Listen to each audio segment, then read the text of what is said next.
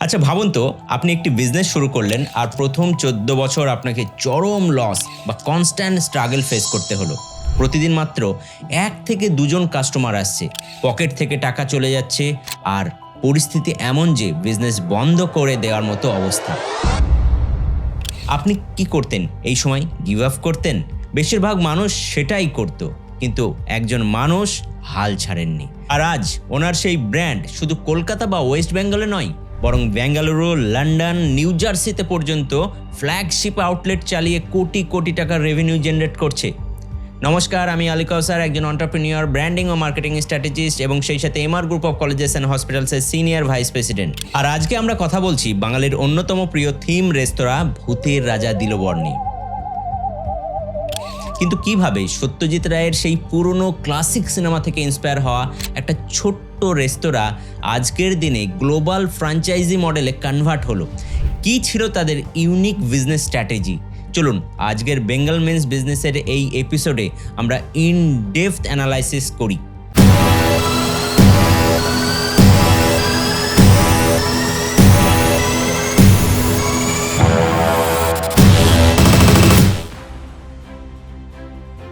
এই জার্নির শুরুটা কোনো অর্ডিনারি ব্যাকগ্রাউন্ড থেকে হয়নি। এই ব্র্যান্ডের ফাউন্ডার রাজীব কুমার পাল হলেন কলকাতার বিখ্যাত হিন্দুস্তান সুইটসের কর্ণধার হরিদাস পালের নাতি, অর্থাৎ ওনার ডিএনএতেই ছিল বিজনেস। কিন্তু রাজীব বাবু ফ্যামিলি বিজনেসের শেপ জোনে বসে থাকতে চাননি, উনি নিজের কিছু একটা করতে চেয়েছিলেন।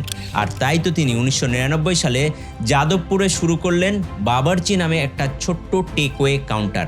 কাস্টমারদের ভালো কোয়ালিটির রোল, মোগলাই, বিরিয়ানি খাইয়ে 2001 সালের মধ্যে বাবরচির মাল্টিপল ব্রাঞ্চ ছড়িয়ে পড়ে কলকাতার এদিক ওদিক। কিন্তু রাজীব পালের আসল ভিশন ছিল অন্য কিছু। উনি লক্ষ্য করলেন কলকাতায় মোগলাই বা চাইনিজ খাবারের প্রচুর ডিমান্ড থাকলেও খাঁটি বাঙালি খাবারের কোনো ডেডিকেটেড কমার্শিয়াল চেন রেস্তোরাঁ নেই। যেটুকু আছে তা বড্ড ক্যাজুয়াল বা বোরিং। ঠিক এই গ্যাপটাই পূরণ করতে 2005 সালে অক্ষয় তৃতীয়ার দিনে পাটুলিতে জন্ম নেয় ভূতের রাজা দিলোবর। এবার আসা যাক সবচেয়ে ইন্টারেস্টিং পার্টি, যা যে কোনো বিজনেস স্টুডেন্টের জানা উচিত, দি মার্কেট অ্যাডাপশন গ্যাপ।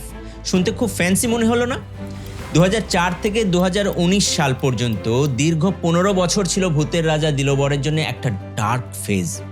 এখন আপনি প্রশ্ন করতেই পারেন যে ডার্ক ফেজ বলছি কারণ তখন বাঙালির মধ্যে একটা স্ট্রং মাইন্ডসেট ছিল, বাঙালি খাবার আবার টাকা দিয়ে রেস্তোরাঁয় গিয়ে কেন খাবো, ওটা তো বাড়িতেই মা দিদিমারা সেরা বানায়। And this was a major consumer behaviour barrier. Customer acquisition cost এতটাই বেড়ে গিয়েছিল যে রেস্তোরাঁয় দিনে 1-2 জনের বেশি কাস্টমার আসতোই না।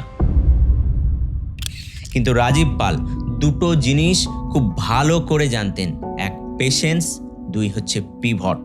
উনি বিজনেস বন্ধ করেননি, বরং ব্যাকএন্ডে ওনার বাবরচির রেস্তোরাঁয় প্রফিট দিয়ে লস মেকআপ করতে থাকেন এবং ওনার বিজনেস মডেলকে ফাইন টিউন করতে থাকেন।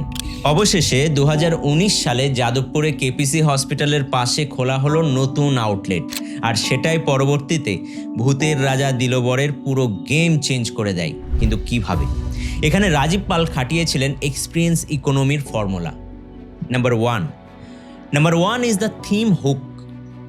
রাজীব পাল শুধু খাবার বিক্রি করেননি, বিক্রি করেছিলেন নস্টালজিয়া। সত্যজিৎ রায়ের গোপী গায়েন বাঘা বাইন সিনেমার থিম কাস্টমারদের ভেতরে ঢুকে বলতে হয়, হাতে হাতে দাও তালি তবে আসবে ভূতের থালি। And this is pure customer engagement. Number 2 is the revamp of lost recipes.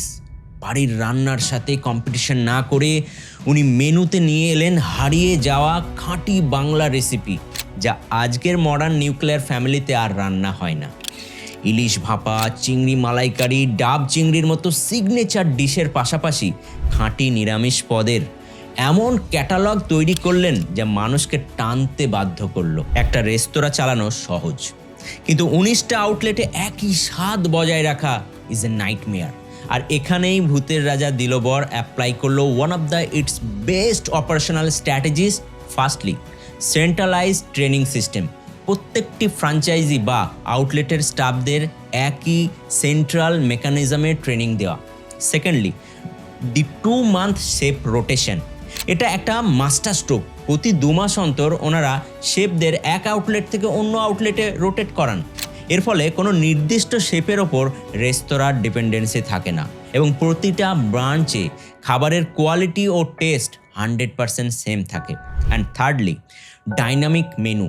ওনারা জিওগ্রাফিক্যাল লোকেশন অনুযায়ী মেনু কাস্টমাইজ করেন। যেমন উত্তরবঙ্গের শিলিগুড়ি আউটলেটের মেনু আর কলকাতার মেনুতে লোকাল টেস্ট বার্ড অনুযায়ী স্লাইট ডিফারেন্স রাখা হয়। ওনাদের সবচেয়ে বড় রেভিনিউ ড্রাইভার হলো ওনাদের প্রাইসিং স্ট্র্যাটেজি এবং fear of missing out marketing. ওনারা পপুলার করলেন আনলিমিটেড ভূতের মহাভোজ থালি।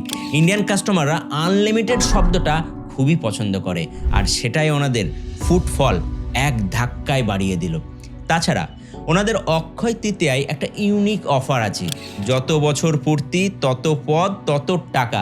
যেমন 21 বছরে 21টি পদ মাত্র 210 টাকায়। এই অফারটার কারণে প্রতি বছর ওনাদের আউটলেটের বাইরে মাইলের পর মাইল লাইন পড়ে যায়, যা ওনাদেরকে দেয় কোটি টাকার ফ্রি পিআর এবং মিডিয়া কভারেজ। আর এর ফলেই ওনারা জিতে নিয়েছেন Times Business Awards, Times Food and nightlife অ্যাওয়ার্ডসের মতো মর্যাদাপূর্ণ সম্মান। আজ ভূতের রাজা দিলবর শুধু ওয়েস্ট বেঙ্গলে আটকে নেই। সল্টলেক, চন্দননগর, কল্যাণী, শিলিগুড়ি পেরিয়ে ওনারা পাড়ি দিয়েছেন বেঙ্গালুরুতেও। শুধু তাই নয়, গ্লোবাল বাঙালি ইমিগ্রেন্টদের টার্গেট করে ওনারা লন্ডন এবং নিউ জার্সিতেও সফল ফ্র্যাঞ্চাইজি চালাচ্ছেন। এবং ফিউচার প্ল্যান কি জানেন? ওনারা খুব তাড়াতাড়ি দিল্লি এবং মুম্বাই এর সাথে সাথে পুরী এবং আমেরিকার সিলিকন ভ্যালিতেও আউটলেট খুলতে যাচ্ছেন। এখন আসি সব থেকে ইম্পর্টেন্ট পার্টি। রাজীব পালের এই জার্নি থেকে আপনি কি বিজনেস লেসন শিখতে পারলেন? ব্যবসায় ধৈর্য বা পেশেন্সই সবচেয়ে বড় ক্যাপিটাল। কঠোর পরিশ্রম আর সঠিক স্ট্র্যাটেজি থাকলে একটা লোকাল সিনেমাটিক থিমকেও ইন্টারন্যাশনাল ব্র্যান্ডে কনভার্ট করা সম্ভব।